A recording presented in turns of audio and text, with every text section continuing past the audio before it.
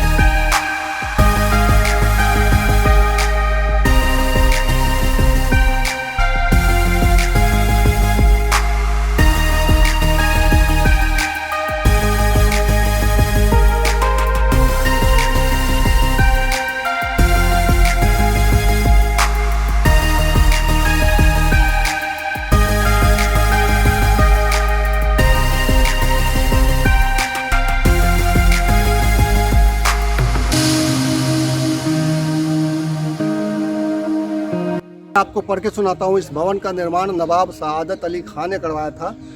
2 मंजिला इमारत संपूर्ण परिसर में संभवतः सबसे भव्य थी, जिसकी शानदार कक्ष एवं प्रशस्त सभाकार कीमती झाड़ फानूसों, यानी झाड़ फानूस तब भी थे, आइनों तथा रेशमी दीवान से सज्जित थे। यहाँ के नवाब के सम्मान में दावतें आयोजित की जाती थी। सभागार में कीमती फर्नीचर के साथ ही उच्च कोटि की कारीगरी की गई थी।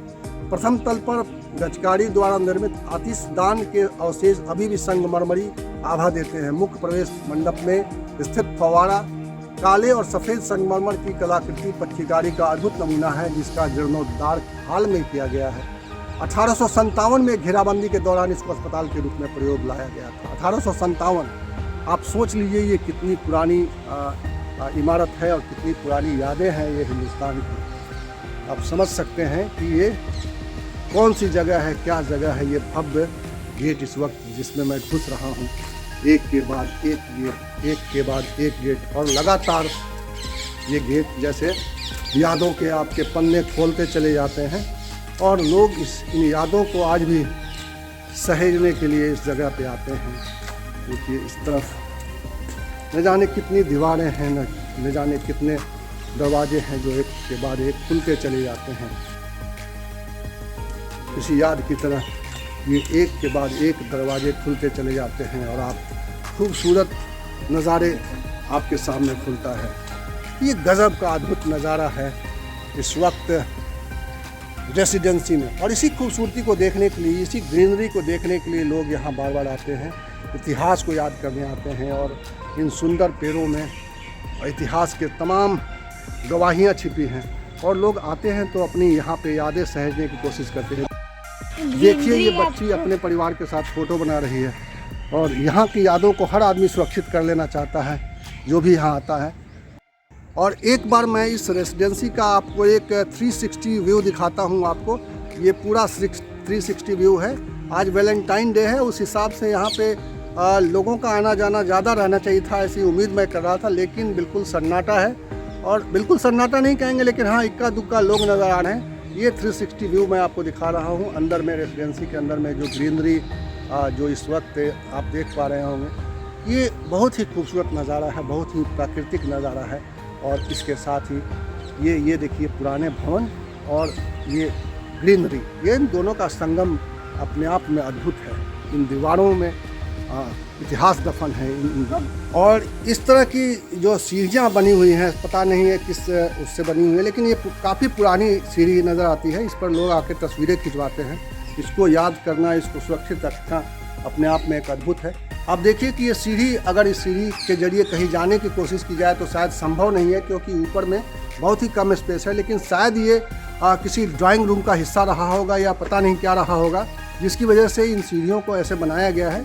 ये इतनी खूबसूरत ये है। ऊपर से ये छत ये उस वक्त के लोहे की है। आप समझ सकते हैं कि उस वक्त भी लोहे का इस्तेमाल होता रहा है, या पता नहीं, ये बाद में जब जीर्णोद्धार किया गया था तब लगाया गया। इसके बारे में कुछ पक्की जानकारी अभी हमें नहीं है, इसलिए मैं कह नहीं सकता। लेकिन लोहे के रॉड्स लगे हुए हैं ऊपर की तरफ में, और शायद इनके ऊपर छत थी। और ये अब तो खैर इन यहाँ पे जो इस तरह के फव्वारे बहुत पुराने हैं, लेकिन इनको सुरक्षित रखने के लिए इस तरह के इनसे घेर दिया गया, रॉड से घेर दिया गया है इन फव्वारों को। देखिए ये उस ज़माने के फव्वारे हैं और शायद संगमरमर के बने। और रेसिडेंसी मुख्य भवन में इस वक्त मैं खड़ा हूँ, और यहाँ पे देखिए कि ये शायद मुख्य भवन कहने का मतलब कि ये मेन बिल्डिंग जो है रेसिडेंसी की ये है, जहाँ पे उस वक्त के जो भी इसके मालिक होंगे, जो भी इसके स्वामी होंगे, वो यहाँ रहते होंगे। और इसकी ये मुख्य बिल्डिंग ये देखिए इस वक्त जो है आपको ये पूरी बिल्डिंग इस तरह से आपको मैं इसका एक 360 व्यू दिखाता हूँ कि कैसे ये बिल्डिंग इतनी बड़ी आकार में थी। और ये इस वक्त एक और यहाँ भी एक तिरंगा इस वक्त लहरा रहा है। यहाँ पे रेसिडेंसी पर ये भारत की शान तिरंगा जो है इस वक्त हमेशा लहराता रहता है यहाँ पे। और ये है मुख्य रेसिडेंसी भवन, जिसकी ओर मैं आपको दिखाता हूँ कि ये मुख्य रेसिडेंसी मुख्य भवन के नाम से इसको आप देख सकते हैं।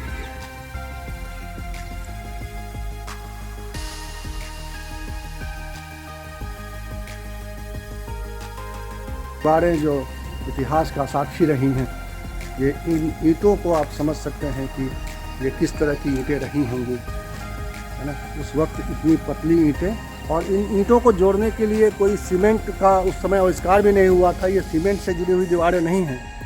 तब कहते हैं कि मूंग के दाल और चिकनी मिट्टी और तरह तरह की जो प्राकृतिक चीज़ें हैं वही इस्तेमाल की जाती थी इन दीवारों को जोड़ने के लिए, और किसी भी तरह का छड़ का इस्तेमाल नहीं होता था इन दीवारों को बनाने के लिए या इन छतों को ढालने के लिए।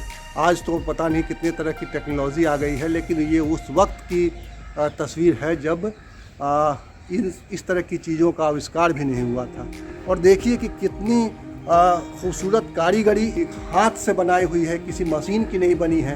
आप समझ सकते हैं कि ये कितनी खूबसूरत चीज़ ये रेसिडेंसी में आप देख पा रहे होंगे। ये बालू, और ये अभी भी इतने सालों बाद किसी हुनरमंद, किसी कारीगर ने जो बनाया होगा, वो अब शायद इस दुनिया में ना हो, लेकिन उसकी कलाकृति।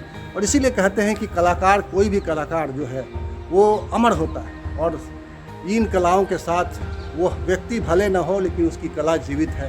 कितनी सुंदर सी तस्वीर है ये। आप देखिए कितनी महीन, कितनी बारीक कारीगरी है, और इन दीवारों में समझ में आता है कि इस तरह की भवन कला जो है कितनी पुरानी भारत में रही है। और इसको समझना सभी के लिए कितना इम्पोर्टेंट है कि हमारी धरोहर, कहते हैं ना कि ये धरोहर होती है, ये चीज़ें जिसको भारत सुरक्षित रखना चाहता है, जिसको हम और आप सुरक्षित रखना चाहते हैं। ऐसी दीवारों में ये सारी चीज़ें कैद है, इस दीवारों में ये जिंदा है ना। आप देखिए कि ये इतनी शानदार कारीगरी, और ये है ये इस जगह का माहौल। ये है रेसिडेंसी जो लखनऊ में है।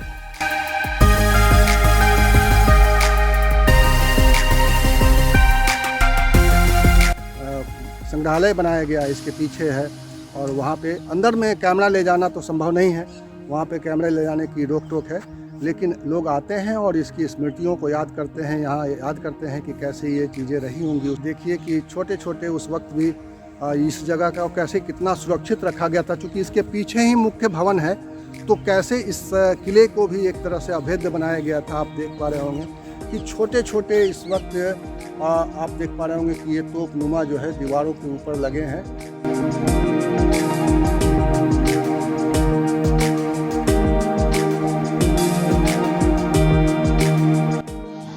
लाइट एंड साउंड के जरिए इनको दिखाने की कोशिश की जाती है, इस इतिहास को याद किया जाता है।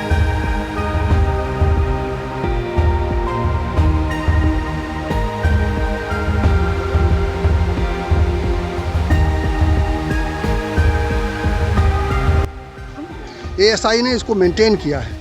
आप देखिए कि इसकी दीवारें तो ऊपर में पुरानी है, लेकिन नीचे में ये नई जगह है। और देखिए इन दीवारों को, जो पहले का काम था और अब जो काम था, ये जो दोनों का मिला जुला स्वरूप आपको दिखाई देता है इस भवन में।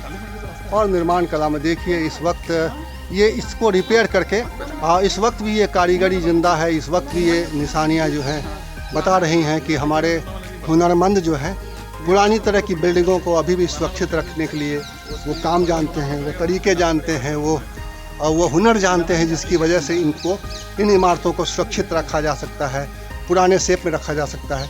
देखिए मैं आपको दिखाता हूँ, ये उस वक्त की कलाकारी है जो ये है। ये उस वक्त की कलाकारी है, यानी ये पुराने वक्त की है, 100, 150, 200 साल पहले की है।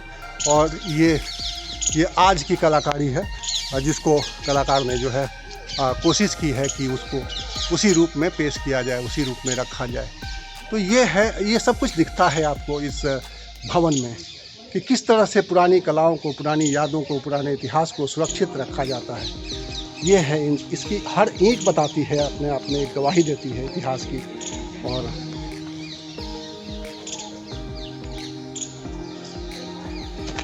लोग यहाँ आते हैं घूमने के लिए और इस तरह से यहाँ की यादों को सुरक्षित रखते हैं। यहाँ लाइट एंड साउंड प्रोग्राम भी होता है और इसीलिए आपको ये लाइटें दिखाई दे रही हैं। किस तरीके से इतिहास में यहाँ पे क्या होता था उसके बारे में आपको एक विवरण मिलता है, उसके बारे में जानकारी मिलती है। ये इन दीवारों में क्या कहानियाँ दफन हैं इसके बारे में आपको जानकारी मिलती है। ये है आपको दिख रहा है किस तरीके का ये भवन कला है, किस तरह की ये इमारतें हैं, किस तरह की ये कलाकृति है।